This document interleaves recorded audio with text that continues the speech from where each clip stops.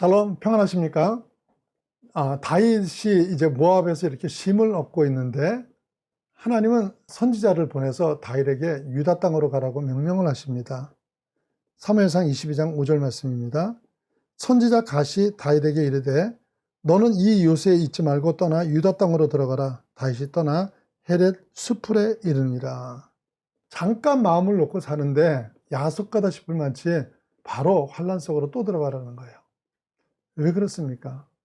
왜 하나님은 그렇게 하십니까? 유다 땅은 다윗에게는 소명의 자리이기 때문입니다. 성도는 편한 곳을 찾아서 하루하루 날짜만을 때우다가 늙어 죽는 그런 인생이 아닙니다. 우리는 구원을 받은 순간부터 크든 작든 모두에게 주신 소명들이 다 있습니다. 그래서 다소 힘들고 어렵더라도 내 편리만을 위해서 사는 것이 아니라 소명을 이루어 나가는 삶을 사는 것이 성도의 삶인 겁니다. 근데 이걸 이탈하는 순간부터 믿는 자로서의 존재감을 상실하게 되고, 그리고 사실은 이렇게 비루한 인생을 살게 되는 겁니다. 다윗은 많이 힘들었지만 그런 하나님 말씀에 순종해가지고 유다 땅으로 들어오죠. 그런데 오기는 왔는데 어디로 왔는지 아십니까? 아까 읽었던 22장 5절 말씀에 보면요, 헤렛이라는 곳에 머문다고 했는데, 헤렛은 바로 사해 왼편에 있는 이스라엘의 남쪽 끝 국경지대에 있는 땅이에요. 그러니까 유대 중심에서 가능하면 최대한 먼 곳에 다윗이 머물러 있었던 겁니다. 그러니까 다윗은 말씀에 순종을 하긴 했는데 간신히 불순종만 면하는 그런 위치에 머무른 거예요. 마치 하나님을 믿기는 믿지만 깊이 들어가는 게 두려워서 변두리에 머무는 신앙처럼 유대 땅 가장 변두리에서 머물렀던 거죠. 이런 다윗을 하나님이 그대로 두실 리가 없죠. 사무엘상 23장 1절 말씀입니다. 혹이 다윗에게 고하여 가로되 보소서 블레셋 사람이 그일라를 쳐서 그 타작 마당을 탈취하더이다. 그일라라는 곳에 블레셋이 침공을 한 거예요. 그일라는 내륙 깊숙한 곳으로요, 예를 들어서 헤렛이 울산 정도 된다면 그일라는 수원 정도 되는 곳입니다. 거기에 블레셋이 쳐들어왔다는 거예요. 도망쳐 다니는 다윗의 일행이 온 이스라엘 지역의 모든 위기를 책임질 입장은 아닌데요. 그런데 아마도 같이 동고동락하는 다윗 부하들 중에 그 가족이 그일라에 남아 있었던 사람이 많았던 것 같습니다. 짐작이죠. 잘은 모르지만 어쨌든 그일라의 위기를 외면하는 형편은 못된 다윗이 이제 하나님께 여쭈게 됩니다. 사무엘상 23장 2절 말씀입니다. 이에 다윗이 여호와께 묻자 가로되 내가 가서 블레셋 사람을 치리까? 여호와께서 다윗에게 이르시되 가서 블레셋 사람을 치고 그일라를 구원하라 하시니, 블레셋 사람을 치고 그일라를 구원하래요. 기가 막힌 노릇 아닙니까? 사울이 두려워서 이스라엘 가장 변두리에 숨어 지내는 다윗한테요, 사울의 코앞으로 가라는 겁니다. 그의 형편에서 보면 도저히 납득이 가지 않는 명령입니다.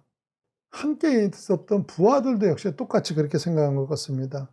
사무엘상 23장 3절 보시면요, 다윗의 사람들이 그에게 이르되 보소서 우리가 유다에 있기도 두렵거든 하물며 그일라에 가서 블레셋 사람의 군대를 치는 일이니까.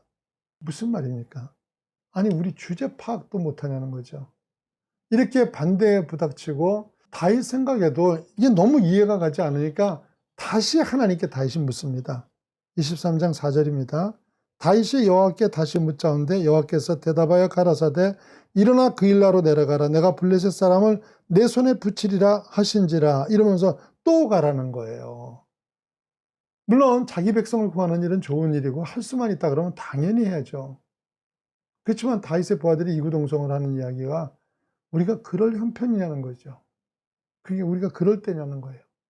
그런데 이건 세상적인 판단입니다. 하나님의 때는 조건이 되느냐 아니냐가 아니고요, 하나님이 하라고 하시는 때가 바로 때인 겁니다.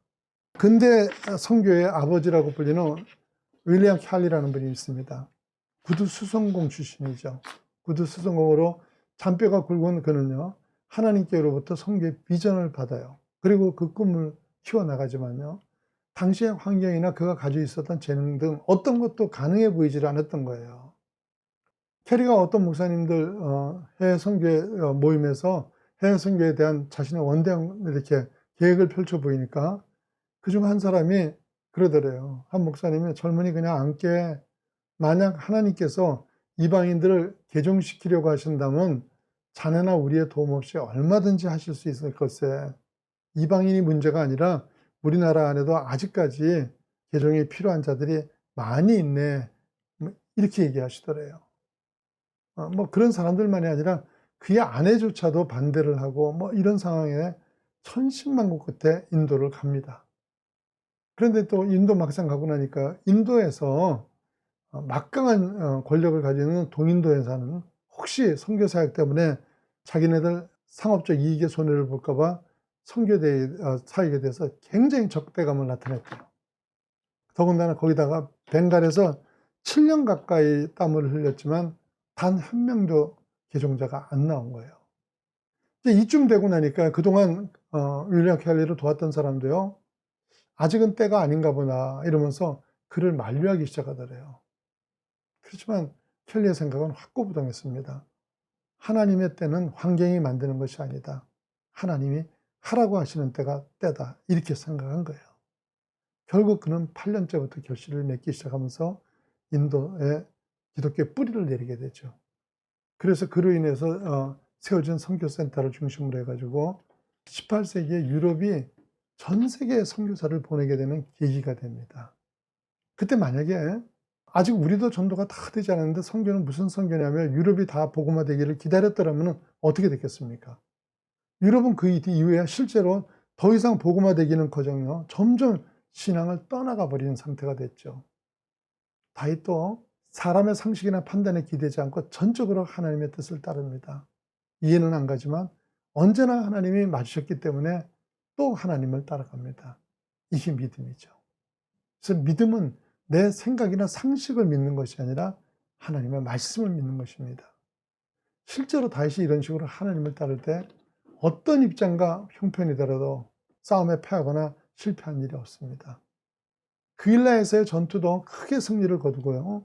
그리고는 13절에 보시면요, 다윗과 그의 사람 600명가량이 일어나 그일라를 떠나서 갈 수 있는 곳으로 갔더니 이랬거든요. 그일라로 올 때 몇 명 왔다고 제가 말씀드렸죠? 400명입니다. 근데 떠날 때 600명으로 그 수가 붙어서 가는 모습을 볼 수 있습니다. 하나님 우리에게도요, 도저히 형편이 아닌데 요구하심이 있을 때가 있습니다. 그런데 많은 신앙인들이 이런 요구 앞에 바로 결단하지 못하고 따르지 못하고는요, 형편이 좀 나아지거나 적당한 때가 되면 정말 하나님 앞에 이 한 몸 뭐 전혀 안 아끼고 누구보다도 헌신하겠다, 이런 분들 많이 있습니다. 근데 잘 기억하셔야 될 게요, 평생 가도 그런 시간은 안 옵니다. 많은 신앙인이 이걸 사단에게 속아가지고 사는 거죠. 그리고는 평생 쓰임받지 못하고 살아버리게 되는 거예요. 여러분요, 부르시는 그때가 그 형편이 바로 사용될 수 있는 시간이고 형편인 것입니다. 우리의 모든 한계를 아시면서도 그 일나라로 그 일나로 가라고 하시면요, 그건 왜 그러시는 거예요? 이유는 간단해요. 하나님이 하실 것이기 때문에 그래요. 우리가 아니라 하나님이 하실 것이기 때문에 우리의 형편이나 능력을 상관하지 않으시는 거예요. 우리에 대해 요구하시는 것은요, 단지 뭐예요? 순종뿐이에요. 믿음의 결단을 하고 순종하는 거예요. 많은 염려로 아무 소명도 이루지 못하는 그 신앙, 그런 신앙이 아니라 하나님의 부르심 앞에 담대하게 순종하심으로 하나님 역사를 경험하는 자녀들 되시기를 예수님 이름으로 축원합니다.